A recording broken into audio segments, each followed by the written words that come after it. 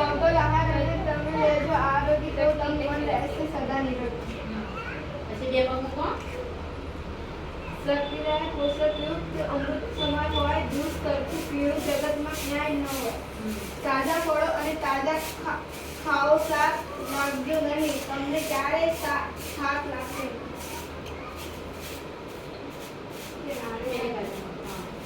double protein fight મીઠાનો ફાયદો આર્યન અને આરોગ્યનો ફાયદો 6 મહિને એકવાર કરીએ કૃમિનાશક દવાનું સેવન મરીજ से કરીને અને મળશે સહમત પોષણ IFNB ગોળી લો નિયમિત ખાલી પેટ નહીં અને ચા કોફી વર્જી હાથ સ્વચ્છ શરીર સ્વચ્છ સાથે સ્વચ્છ ખોરાક બહાર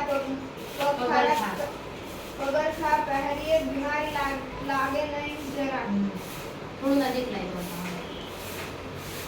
બીડી તમાકુ અને ગુટકા આપણે કેન્સર બીડીના ઝટકા બર્ગર ડાબેરી પાઉ અને પિઝા એ તો છે નરકના પિઝા